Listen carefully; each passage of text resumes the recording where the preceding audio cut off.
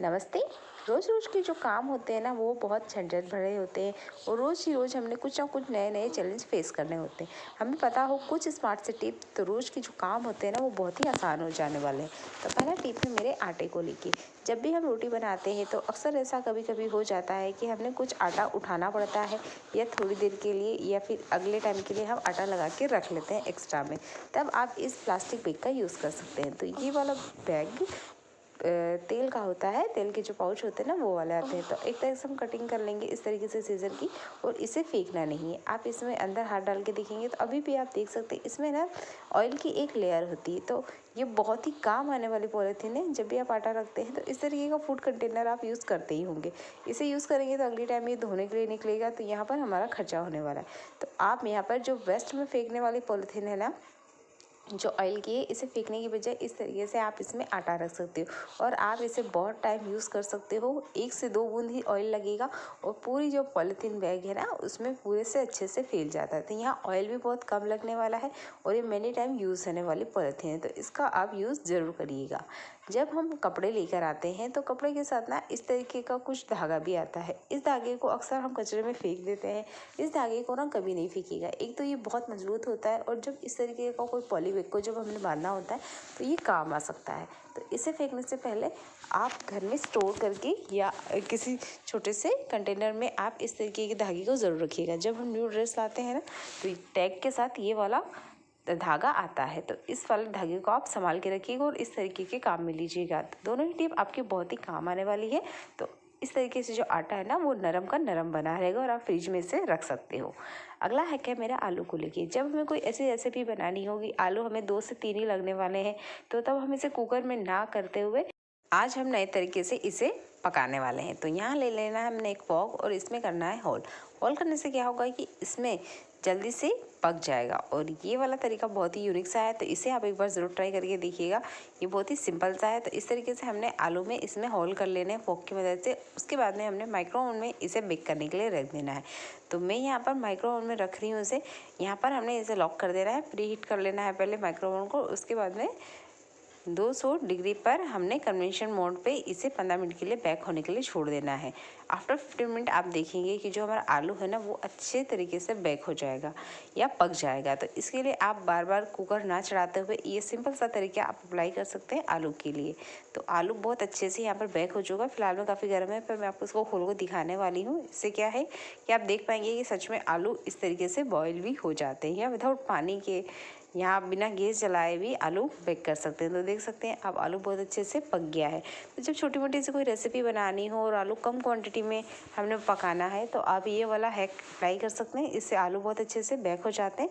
जैसे हमें चटनी बनाना होता है या 1-2 पराठे बच्चे के लिए बनाना होता है तो इस वाले हैक को ना आप ज़रूर अप्लाई कीजिएगा।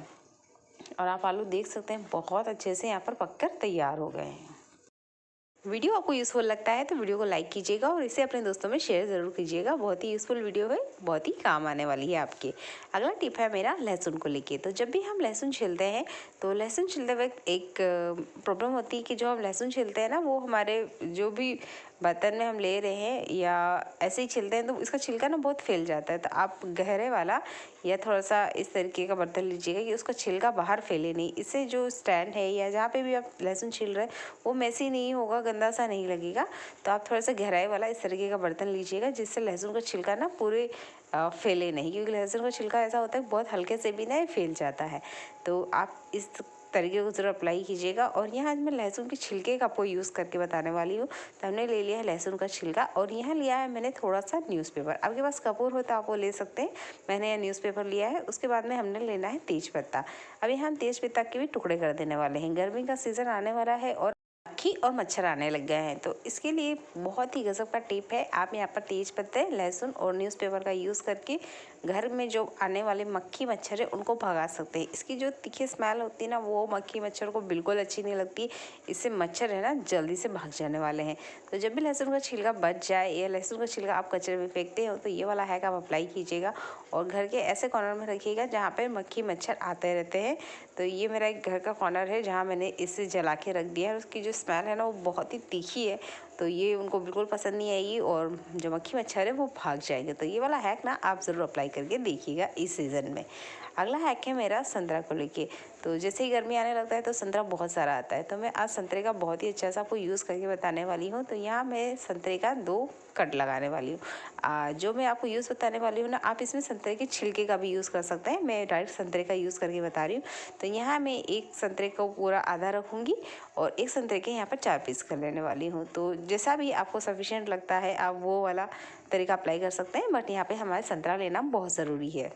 तो हमारे किचन में अक्सर ऐसा होता है कि जब हम बर्तन धोते हैं तो जो बेसिंग होती है ना, उसमें से एक अजीब सी स्मेल आती है और इससे हम ज़्यादा परेशान होते हैं। स्पेशली गर्मी में तो ये ज़्यादा ही होता है। तो आप पहले इस तरीके से संतरे को कट कर लीजिए, और बेसिंग में बहुत ही ये प्रॉब्लम होती है। तो यहाँ मैंने लिया है संतरा, और यहाँ पर जो ऐसे साइज़ है ना जाली का, उस हिसाब से ही मैंने कटिंग कर ली है इसकी। और आप चाहते हैं ना तो इस तरीके से टुकड़े भी यूज़ कर सकते हो, और ये भी नहीं तो आप जो छिलका बच जाता है वो भी यूज़ कर सकते हो। तो रात को जब हम बेसिंग का या किचन का पूरा काम कर लेते हैं, उसके बाद में संतरे के छिलके को या फिर संतरे को आधा कटे हुए को इस तरीके से इसमें लगा देना है, और इसका ना ढक्कन लगा देना है। इससे क्या होगा कि जो बैड स्मेल आती है ना वो नहीं आने वाली। कॉकरोच कीड़ा अगर कुछ बाहर निकलता है तो वो नहीं निकलने वाला है। तो ये वाला हैक ना आपने अप्लाई करना है, और अर्ली मॉर्निंग में फिर से इसमें पानी चला देना है। इससे जो बैड स्मेल आ रही है बेसिंग में से वो नहीं आने वाली है। तो ये वाला हैक ना आप अप्लाई करके देखिएगा, बहुत ही काम करता है। वैसे भी इसकी जो फ्रेगनेंस रहती है, जो खुशबू रहती है, वो बहुत ही अच्छी रहती है। तो आप इसे ज़रूर अप्लाई कीजिएगा। अगला हैक है मेरा हींग को लेके। तो हींग ऐसी चीज़ है ना कि जब हम इसे ज़्यादा क्वांटिटी में ले आते हैं, जैसे कि ये मैंने बड़ी साइज़ में ले लिया है, लगभग 50 ग्राम की डिब्बी है, और इसको यूज़ करते करते इसमें क्या होता है कि एक जो इसकी खुशबू रहती है ना वो कहीं गायब हो जाती है, जो स्वाद रहता है वो नहीं रहता है। तो इसके लिए एक छोटा सा हैक आप अप्लाई कीजिएगा। मैंने लिया है यहाँ पे बेकिंग पाउडर। सुनिएगा ध्यान से, मैंने लिया है बेकिंग पाउडर। यहाँ पिंच से थोड़ा ज़्यादा मैंने बेकिंग पाउडर लिया है, और अच्छे से शेक कर लेना है। तो इससे फूड में या जो हम सब्जी बनाते हैं या जिस भी रेसिपी में आप हींग यूज़ करते हैं कोई ज़्यादा फ़र्क नहीं पड़ने वाला है। वैसे भी खाने वाला ही बेकिंग पाउडर है, तो आप इसे मिला दीजिएगा। इससे आपका जो हींग है वो कभी ख़राब नहीं होने वाला है। तो ये वाला हैक आप अप्लाई कीजिएगा। अगला हैक है मेरे बर्तनों को लेके। हम बर्तन धोते हैं, उसके बाद में एक दिक्कत हम लोगों के साथ आता है, ये हमने बर्तन धोने के बाद में इस पे एक कपड़ा लगाना होता है, क्योंकि एक अजीब सा ही लेयर बन जाता है। और आजकल तो ये लिक्विड में भी होने लग गया है, जो बर्तन लिक्विड होता है ना उसमें भी होने लग गया है। बर्तन धोने के साबुन में तो ज़्यादा ही होता है कि एक वाइट परत सी आ जाती है, जैसे आप इसमें देख सकते हैं एक परत सी आ गई है, और इसको बाद में ना हमें कपड़े से साफ़ करना होता है, ये अच्छी नहीं लगती। तो इसके लिए एक सिंपल सा हैक बताने वाली हूँ, आप इसे करिएगा तो ये काम करेगा। यहाँ पर लिया है मैंने एक जुराब या सॉक्स। तो जो मिसिंग सॉक्स हो या नए सॉक्स हो, कोई सा भी सॉक्स आप ले सकते हो। तो यहाँ मैंने सॉक्स लिया है, और यहाँ मैंने लिया है जूना। तो आप जिससे भी बर्तन धोते हो, अग्नि स्क्रब से धोते हो या जूना से या स्टील स्क्रब से, जिससे भी आप धोते हो वो आपने ले लेना है। और यहाँ पर मैंने सॉक्स में इस तरीके से एक तरफ हाथ रख लिया है, मेरा हाथ उसके अंदर डाल लिया है। उसके बाद में मैंने लिया है सुई धागा। तो यहाँ हमें कोई फिनिशिंग की ज़रूरत नहीं है, बड़े बड़े टाँके लगा लेने हैं बस।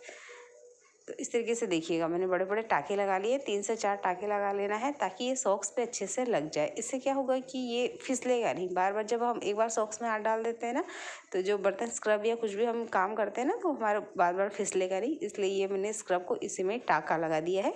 2 से 3 बार धागे को घुमा लिया और बढ़िया से टाँका लगा लेना है। इससे क्या होगा कि ये इधर उधर फिसलेगा नहीं, फैलेगा नहीं, और बार बार हमको हाथ को मतलब ये नहीं कि बार बार स्क्रब पकड़ना पड़े। तो एक ही बार में इसे टाँका लगा के आप रख लीजिएगा, तो ये काम भी आता है, और बहुत सारे काम बताने वाली हूँ मैं इसके। तो आपने क्या करना है, बर्तन लिक्विड जो है वो ले लीजिएगा, उसके बाद में अच्छे से मिक्स कर लीजिएगा हाथों में। इसके बाद में आप बर्तनों को धोइए। एक तो ये बहुत ही आसान तरीका है कि स्क्रब क्या होता है, किसी किसी के हाथ बहुत ज़्यादा नाजुक होते हैं तो उन्हें हल्का सा चुभन भी होता है, तो वो नहीं होने वाला है इससे। और जो बर्तन है ना वो बहुत इसी तरीके से क्लीन हो जाएंगे। तो ये वाला हैक ना आप अप्लाई करके देखिएगा। तो जितने भी बर्तन हैं उस पर तो आप पहले से अच्छे से स्क्रबिंग कर लीजिए। उसके बाद में जो ये हमारा जुराब है या सॉक्स है, इसे हमने उल्टा कर लेना है। उल्टा करने से आप देखेंगे कि ये एक कपड़े का काम करेगा। अब कपड़े का काम करेगा मतलब बर्तन धोने के बाद में जो हम कपड़ा घुमाते हैं नॉर्मली बर्तनों पे या थाली पे, प्लेट पे, वो काम आपको डबल से नहीं करना होगा। बर्तन धोते वक्त ही ये काम हो जाने वाला है। तो स्क्रबिंग तो हमने इस पर कर ली, उसके बाद में इसी जुराब की मदद से हम इसको अच्छे से क्लीन कर लेंगे। तो ये सिंपल सा तरीका आप अगर अपनाते हैं तो जो आप बर्तन पे एक अलग से कपड़ा घुमाते हैं वो वाला काम आपका कम हो जाने वाला है। एक ही बार में आपके दोनों काम हो जाने वाले हैं, और जो बर्तन है उस पर किसी तरह का कोई लेयर नहीं बन के तैयार होने वाला है। तो इस वाले हैक को आप अप्लाई कीजिए और जो भी आपके पास जुराब है उस पे ये बर्तन का स्क्रब लगा लीजिए और इसे बना के रख लीजिए। इसके बाद में आप इसी से पूरा बेसिन भी अच्छे से क्लीन कर सकते हैं। अलग से आपको कोई स्क्रबर की ज़रूरत नहीं है और अच्छे से हैंड वॉश जैसे करते हैं ना वैसे आप इसको क्लीन कर सकते हो। तो ये वाला हैक आप अप्लाई कीजिएगा और भी ऐसी मज़ेदार वीडियोस मेरे चैनल पे उन्हें ज़रूर देखिएगा, आपके बहुत ही काम आने वाली हैं। तो अभी तक अगर आपने चैनल को सब्सक्राइब नहीं किया है तो ज़रूर कर लीजिएगा। देखने के लिए धन्यवाद।